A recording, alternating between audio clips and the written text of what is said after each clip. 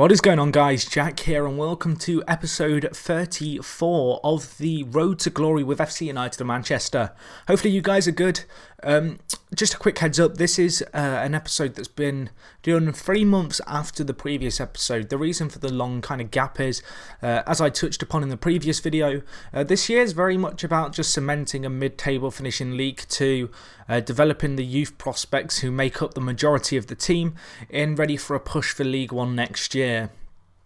That said, we are still within, touching distance of the playoffs. It's not completely gone for us, but I don't feel as if it's the right time to go up. So anyway, let's crack on straight away with the fixtures. I'm not going to go into too much detail with these because, as you can see, if I just highlight them, there has been a significant amount of games, but just a quick heads up. In the domestic cups, we got knocked out by Wrexham 2-0 away from home. That was a tough result to take, but Wrexham are a very good team. I believe they're in League 1. No, actually they are in League 2 on this. It's weird because some of the teams have changed divisions and it's hard to keep up with everything. And then we lost in the first round of the FA Cup in the other domestic competition that we were still in, 3-0, which was a very disappointing result to take. Carlisle, not the strongest team. They are like a League 1 club. They won promotion last year from League 2, so they are a good team, but 3-0 we very much rolled on our backs and, we took the loss very easily. Anyway, on the transfer front, we've actually made 2 acquisitions, I believe. I'm pretty sure Boyce wasn't here before. I'll cover him anyway, but here is Brian Boyce. This guy came for 3k from Sydney Athletic. He's the Australia youth goalkeeper. He's nothing too crazy. I just needed a backup goalkeeper, and this guy was an international for Australia. I believe he had dual nationality, so like the whole work permit thing wasn't a problem. He's English Australian, so that worked out well in our favour. So I brought him in, and then I brought in Alipur Mohammed for 5k from that team. I have a feeling they're in Denmark. Don't quote me on that, but this guy is a very good young winger.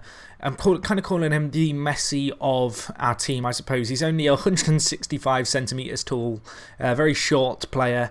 He's got 1 jumping and 2 strength. He makes that up with his 13 heading, but he's a very technically gifted player, someone who I hope will be here for a long time to come. He's only just turned 16. I signed him when he was still 15. He's incredibly talented, and he's the youngest ever goal scorer in League 2. He grabbed a goal which made him the youngest ever goal scorer in the league, so that was something really good to see. So he has a lot of very good potential. I'm looking forward to seeing him develop, and he has been kind of starting on the left wing for us. In other news, Andy Montgomery, who you guys may remember as the young Australian prodigy who we wasted all our transfer budget on at the start of the season, he was out for a period of time with a sprained ankle, 6 weeks, which wasn't too bad.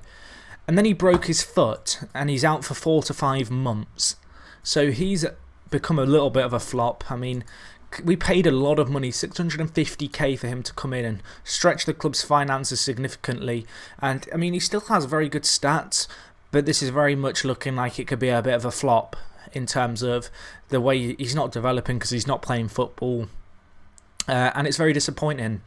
On the financial front, I'll just show you a quick overview. We are set to make a loss. I think these numbers are a bit warped, but I mean, financially we're not in a great position, but then ever since we brought in Montgomery, we've always been in the red.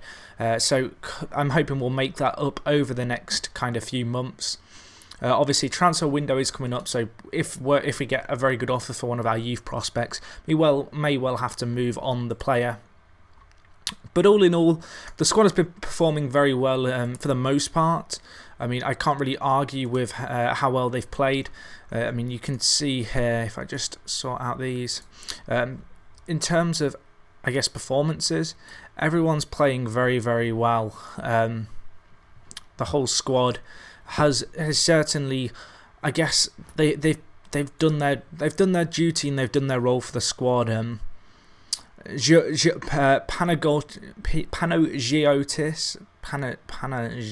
Panagiotis Georgiolanis. What a name that is. I will one day learn to pronounce that name for you guys clearly. He's been getting on the score sheet a lot. He's got 7 goals in his games so far. 7 goals in 14. Obviously, he came in from Australia at the start of the season. He's bedded in very nicely into the first team. Made a few more appearances for the Australia under-21, so he's been performing well. With the injury to Andy Montgomery, Matt Dale, who came in on loan from Man U, has really had to come in as the creative player in the squad. Done a fantastic job of that so far, and certainly proving to be a very good, shrewd bit of business to get him in for the year.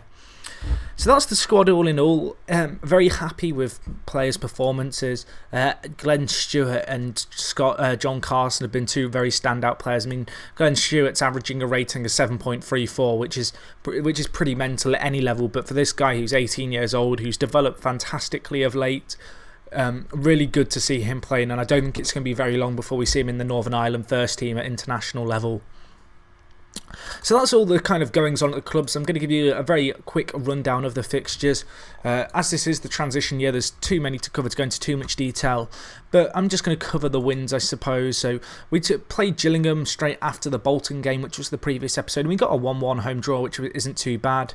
Went away to Accrington Stanley and got a 1-0 defeat, which was a little bit disappointing. Accrington Stanley, of course, one of these kind of mid-table teams in our league. Pretty 50-50 all in all. Draw probably would have been a fairer result. However, on the day, we didn't score, and you can't win or get any points if you don't score and you concede. Anyway, we then went straight off to Leyton Orient at home, and we performed really well this game. Georgiolanis with the goal that got us the 1-0 win. Very good. 3 points there. We then lost to Plymouth, who are very much a struggling side in this division, 1-0, which was incredibly disappointing, and we followed that up with a 3-0 defeat at home, away to Oxford, which was pretty bad. I mean, Alex Evans coming against his former club, the FC United Manchester legend, couldn't do anything really to influence the game too much, so that was a disappointing kind of result to take. We then went on a nice little 4-game unbeaten run. We beat Wrexham 3-1. Goals from Doble, Reed and Dale made it 3-0 up after 20 minutes. And from then we were always in control of the game. Then had a big game against Cheltenham Town. Georgiolanis on the score sheet. However, we couldn't cling on to a clean sheet, and they did get a goal back. Looking at the stats, we probably just edged it. But again, we're conceding, and that is our main problem so far. The next game was a big game against Burton Albion, and I'm going to show the highlights of this game just because it was so action-packed. It was very much, it was one of those kind of edge-on-your-seat games where we went 2-0 up, they pulled it back to 2-1, we scored to make it 3-1, and the goals there was just a constant stream of them. But I mean, since the kind of, I guess, promotion up to this division, I've not really brought in too many new players. I want the current squad to kind of gel and develop, and then my aim is to first primarily ensure the club's financial kind of stability going in the future, and then from there we can really look to add to the squad if necessary, and really just, wait for these players that I have to kind of flourish, because there's lots of them, lots of very good players, and they're going to be doing a good job in the long run. Alex Evans getting on the score sheet there. Really good to see him getting that in. Ali Poor, the young Danish left winger, fantastic ball whipped in. And again, another ball by him, this time to Montgomery, who was able to get a very good finish. Ali Poor, been a fantastic player for us since he came in. I can't express how excited I am by him. I mean, he's only just turned 16, but some of the times he plays, he just looks so experienced, and he looks to make a difference for our team. And we've not really had a decent left winger in this club that's been like a top kind of quality one. We had Jerome Wright, who people may remember as the guy who was at FC United of Manchester when I first came. He did a very good job for a period of time. However, League Two is a big step up, and he wasn't substantial kind of cover, I suppose, and a substantial enough player to justify me keeping him at the club. But anyway, this game was just pretty crazy. I mean, in the end, we won 4-2. Could have been a lot more comfortable, and they nearly pulled it back at the end. And when they scored to make it 4-3 in the 89th minute, my heart did skip a small beat. But we did hold out for the 4-3 win, which was very good to get. So that's good on that front. Moving on from this, we then got a draw at home to Barnet, which was a good result. Then had the away loss to Wrexham in the Johnson's Paint Trophy, and then we followed it up with another nice little winning streak. So we actually went 7 games unbeaten here. Good 3-1 win away at Bristol. That's a pretty darn impressive result. George King, Billy Reid and Des Kelly getting on the score sheet. They got a goal back in the 87th minute, but then we responded in the 90th. 3-1 in the end, good result. Following that up with a ball draw at home to Morecambe, and then we had a home tie against Rotherham. Patrick Minnair, the long-term servant of the club, getting the goal for us. Very good result. 1-0 against a Rotherham side who, I'm not sure where they are in the league at the moment, but they're certainly a club you'd associate with pushing at the high end of the table. In the next game, our 7-game unbeaten run did come to a very abrupt end. A defeat at Wycombe Wanderers. We were actually 1-0 up in this game and we threw it away. Squad fitness certainly was the issue here. The players just were knackered. I lack strength in depth to an extent, and it certainly kind of the house of cards came tumbling down with that result. Then we had the Carlisle FA Cup game, which we lost 3-0. We've got a draw against Oldham, which isn't a bad result by any stretch of your imaginations. Then lost to Yeovil, which is slightly worrying. However, in the last game, we absolutely... We just turned up against AFC Wimbledon. Giorgio Lanis with the hat-trick. We'll watch this. The guy has been in fantastic form, but he wasn't quite getting the goals to show that. This game, he came... Fantastic hat-trick. Subbed him off with 10 minutes left. Gave him kind of that standing ovation that he deserved for the performance here, because he played superbly. He struggled to begin with as the lone forward to really, I guess, get his shooting boots on, because when you're playing a 4-2-3-1, you do need your striker to turn up on the day and get goals. And it was good to see him, I guess, this game really show what he has to offer to the first team. But anyway, good passing and moving. May look to tweak the tactics in the near future. I'm still kind of, I don't know. I feel as if the squad's probably good enough to push for a League One kind of promotion, playoff challenge. We have a few games on hand on teams around us, and we are, if we were to win those games in hand, within touching distance of the teams at the lower end of the playoff spectrum. But anyway, Giorgio Lanis got his second there. Good ball, worked into the box and doing that target man role, which he's got to learn to adapt to play. And he got a chance from the penalty spot, very kindly offered to him by our normal penalty taker to get the hat-trick. Fantastic goal for him. 3-0, really good result. He got the man of the match performance as well. And that kind of leaves us where we are now. So we've got Crawley Town today, which isn't going to be an easy game away from home. They're one of the kind of... I don't know, well, they are in League One in 2012-2013 season. They find themselves bottom here, so this is a good chance for us to get a good win on the board. I mean, you can see how tight it is at the top from kind of Chester, well, no, even say second in the league on 39 points to us on 17. There's only 12 points in it, so it's all still to play for. We have 3 games on hand on those teams as well, so... If we were to win them, that would only put us 3 points off teams like Accrington and Stanley, which obviously is very much looking ahead, but I prefer to keep looking at what we can achieve rather than how we can slip up and what we might not achieve, if that makes sense. But anyway, this isn't going to be an easy game by any stretch of the imagination. We are at Crawley. Andy Montgomery's on the bench for some reason. Let's take him off and put on Ollie Hooper, the young player. This guy, he's an interesting one. He came in, he's... out of contract, but he came in on a free last year, and I wouldn't mind giving him a run out if possible. I'm not sure what our squad fitness levels are like. I should probably just check that quickly. Fitness, so Glenn Stewart's struggling. I could play State, but State's coming back from injury, so that's probably not advisable. Alipor wants a break, so I'll tell you what we're going to do. We'll put Doble on the left and then maybe bring Alipor on at half time. Alipor's been a really good player for us. He is the Danish player who I keep ranting and raving about. The Danish Messi. Very young talent, but he struggles for fitness, it seems. He really can't play too many games back to back, which isn't necessarily a problem, but it's something that can certainly be worked on. Anyway, let's just give a calm, go out and enjoy yourself. One relaxation for Omri, or Henry. People were telling me to call him Henry a few videos ago, so I'll call him Henry now. But no, I mean, we go into this game away from home against the team who are bottom. We shouldn't be set to counter though. I don't know why we're set on that. I want to be on control and rigid. We are a good squad, and I expect us to go out and take the game to a team like Crawley, who are at the bottom of the league, and really kind of, I guess, show that we have something to offer in the final third. We are playing in our blue kit today, and we've given away a penalty. Olivian contributing and kind of going in for that unnecessary tackle. So now it's down to Brian Gum to go and make something of this. Dodd to take, smashes it into the top corner. Keeper had no chance. That's disappointing. We need to, really need to get a win here and get some points on the board. We're superior in the air, but they're the one creating all the chances. So, good save by Brian Gunn though. Can we get it away for certain? The ball's coming back in, deflected, and it goes over for a goal kick.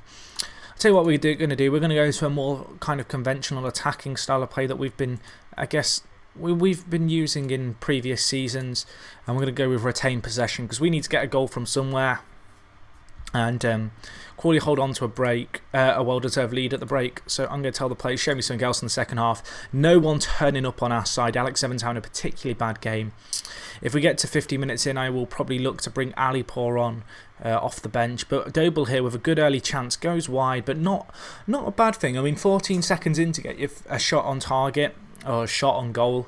So, you know, you're stating your intentions there. Okay, let's pause this. We need to make some changes because this isn't working.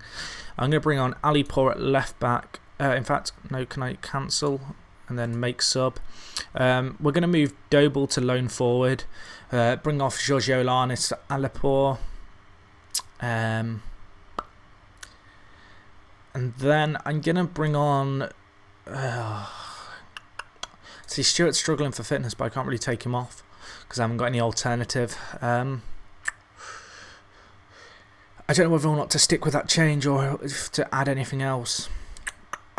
Tell you what, we'll go with that for now. I may look to mix it up even more if we're still struggling, but we really need to start creating something. We are having more of the ball, but we're just not doing anything with it, which is, it's not good at the end of the day. We need to be creating, and we're not creating at the moment. We're simply we're just not doing anything with it, which is really disappointing. Ball coming in for us there. Cleared only as far as Reed. Can the ball be put in again by Alipour? Put in, and Doble is there. That is a tactical mastermind change. Doble moving in off the left side. Alipour, the sub, comes on, whips in the ball. This guy, I can't even explain, he just has a fantastic delivery of the ball. I want to show you his stats after this game, like his match stats, because he seems to get so many assists from that kind of situation. Just whipping the ball into the box off set pieces and such. 4 minutes left. Can we push on and get a winner? Crawley Town at bottom of the league. Would be good to see us get the win here. However, a point away isn't necessarily a bad result considering Crawley Town are underperforming in the league and they do have some quality about them. 4 seconds left. I'm expecting the whistle just to go here, and indeed it does. 1-1. Kind of a so-so result, I guess. The stats are pretty 50-50. I'm going to tell the lads I wasn't happy with what I saw. Very disappointing more than anything. Pundits were predicting a draw. I mean, we have to remember we are a mid-table side, realistically. We have got a tough tie in our next game as well against Chester away. And Chester, you may remember, they came up with us last year from the conference and the year before that in the Bet Square North.